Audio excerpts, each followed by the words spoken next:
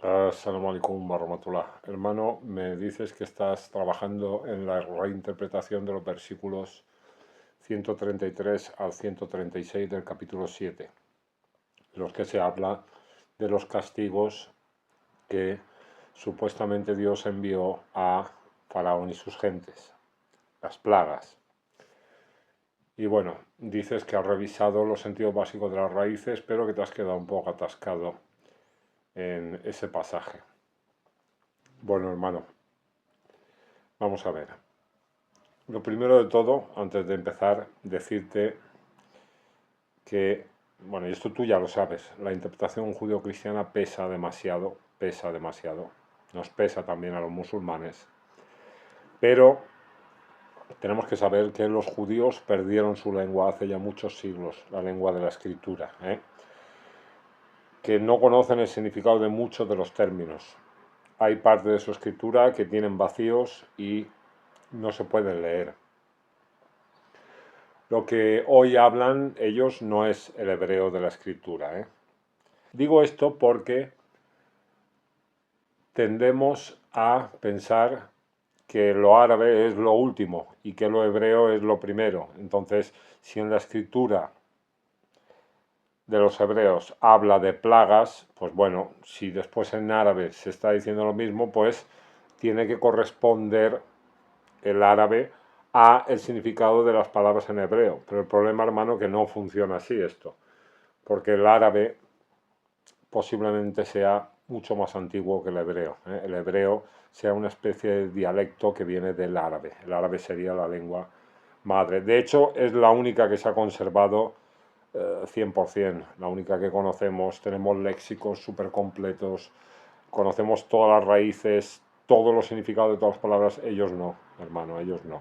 Entonces, es un poco difícil de entender porque hay que estudiar muchos factores, ¿no? Pero yo te lo estoy resumiendo. Si ellos hablan de langostas, piojos, ranas, sangre, es porque están interpretando los hebreos a su manera. Entonces, claro, si nosotros copiamos su interpretación, estamos perdidos.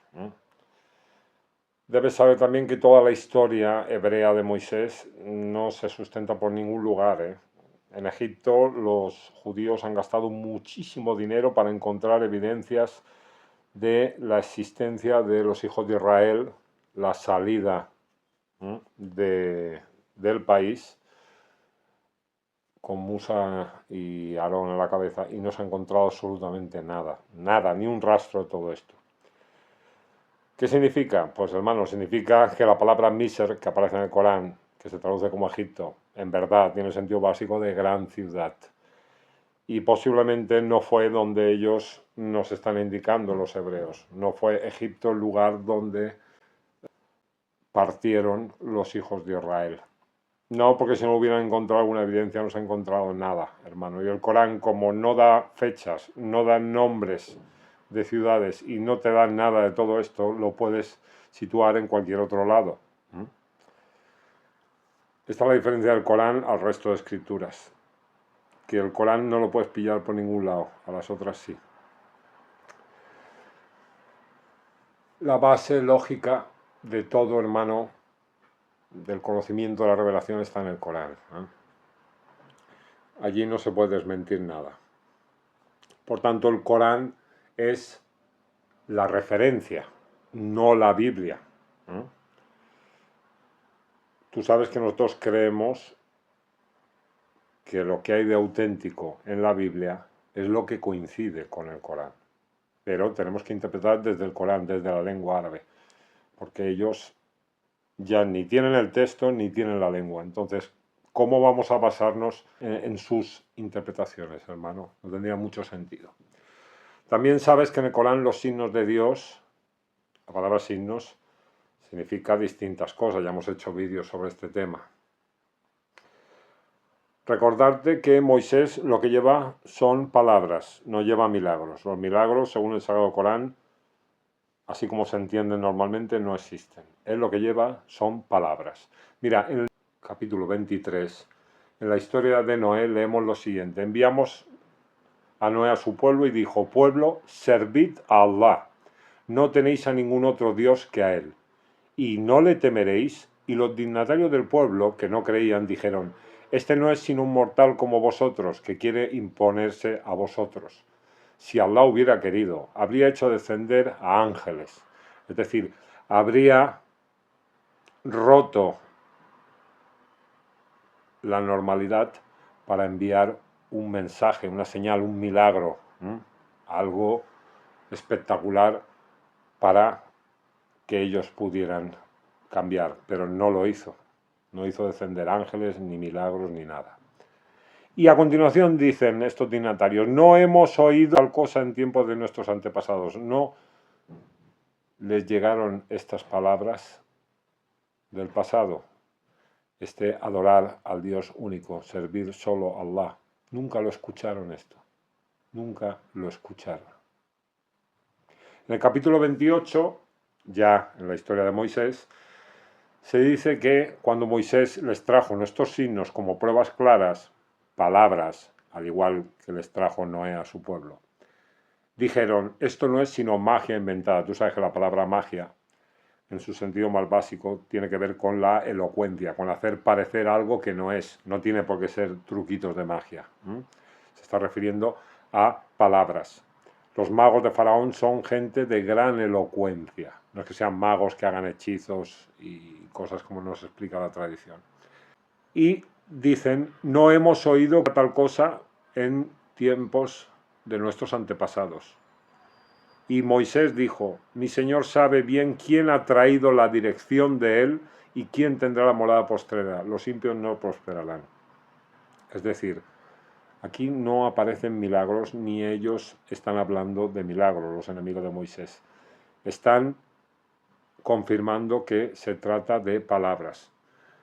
No han escuchado estas palabras en sus antepasados, al igual que la gente de Noé, los incrédulos de su época, no escucharon este mensaje en el pasado.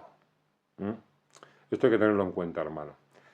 Luego, fíjate, todos estos son datos que te doy para después hacer una interpretación. En el capítulo 6 se le dice a Mohammed: es verdad que hemos mandado enviados a comunidades anteriores a ti, a las que sorprendimos con la desgracia y el infortunio para que así pudieran humillarse. Eso fue lo que hizo Dios con el pueblo de Faraón, al enviarle el castigo de forma gradual, con las plagas, supuestas plagas incluidas. Si se hubieran humillado cuando les llegó nuestra furia. Sin embargo, sus corazones se endurecieron y el Seitán hizo que les pareciera hermoso lo que hacían. Lo mismo que hace Faraón y su gente. Están en las suyas y no quieren creer, no quieren obedecer a Moisés.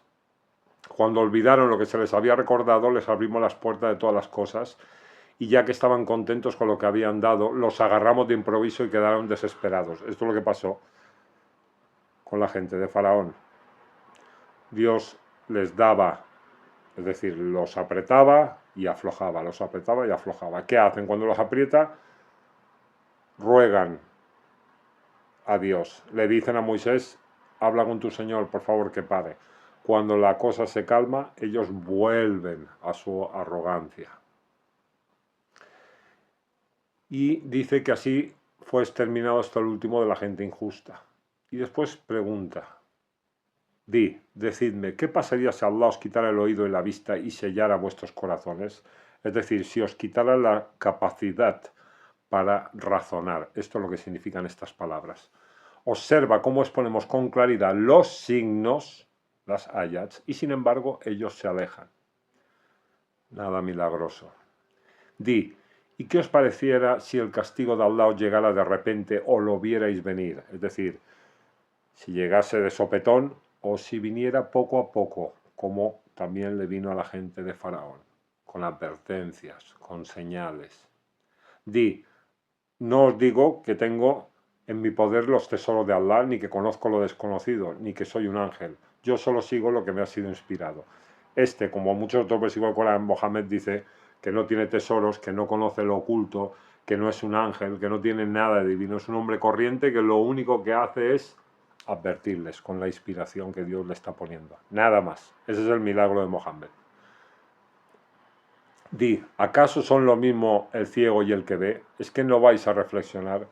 Al final es una cuestión de reflexionar las palabras que nos traen los profetas, no de creer a través de milagros. El Corán desecha los milagros completamente, entonces tenemos que entender el relato de Moisés como algo que tiene que ver con las palabras, con que Moisés vino con advertencias, con un discurso para la gente de Faraón. También piensa que cuando dice que tiene un problema para expresarse, para hablar, hay muchos puntos en el Corán que confirman que no son milagros, son palabras lo que trae Moisés. Bueno, el pasaje en sí, vamos a empezarlo en vez de 133 en 130, hermano. Dice, infligimos al pueblo de Faraón años y escasez de frutos. Quizás así se dejaran amonestar. Bueno, empezó a bajarle la provisión. Empezó a haber escasez como una señal. Eso fue lo que le hizo Dios. Pero cuando les venía un bien decían, esto lo hemos conseguido nosotros. Cuando les venía un mal, ¿qué decían? Esta es la mala suerte que nos trae Moisés y los que están con él. Pero pregunta el Corán, ¿acaso su mala suerte no estaba junto a Allah? Sin embargo, la mayoría de gente o de ellos no sabía. Y dijeron, sea cual sea el signo que nos traigas, sea lo que sea que Dios nos envíe, no te vamos a creer. Y entonces fue cuando Dios ya empezó a darles, ya no falta de sustento, sino a provocar el caos en la sociedad. Y enviamos contra ellos el diluvio, langosta, piojos, ranas y sangre como signos claros, como señales para que recapacitaran. Pero se llenaron de soberbia y fueron gente malvada. Ahora vamos a explicar qué son estas 5 cosas. Pero cuando hubo caído sobre ellos la retribución, cuando el caos y el desorden reinaban en la sociedad, le dijeron a Musa que rogara a su Señor. Dijeron, si esto se acaba, nosotros vamos a creer y vamos a dejar que los hijos de Israel se vayan contigo.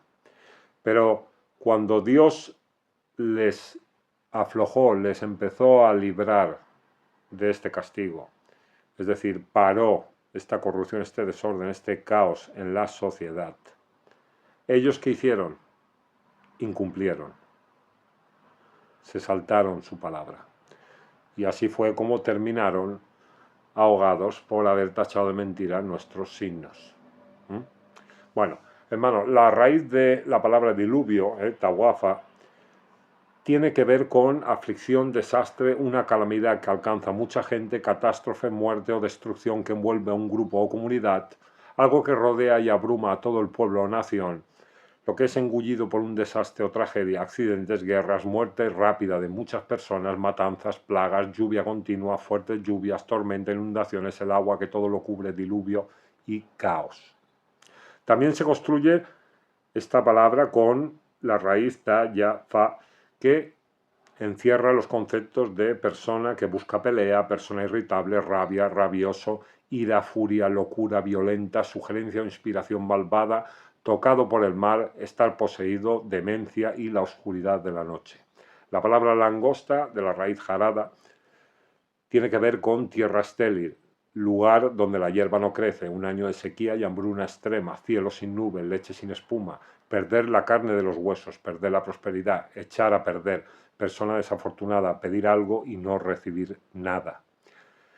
La palabra piojos, de la raíz kamala, tiene que ver con insulto, odio, parásitos, suciedad y ennegrecerse. El término ranas, con la raíz da, fa, da, ain, que se relaciona con reducirse, encogerse, tener hambre, ruidos en el estómago a causa del hambre.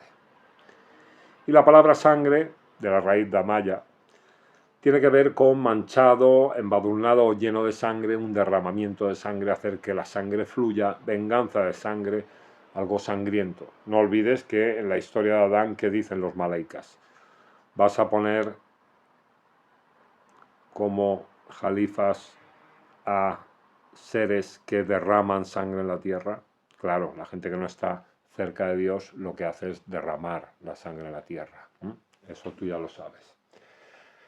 Hermano, si me dices que tú no encuentras este sentido en las raíces, yo te voy a decir que cuando tú coges, lo primero de todo tienes que coger todos los léxicos que hay en árabe, hermano, todos, por lo menos los antiguos.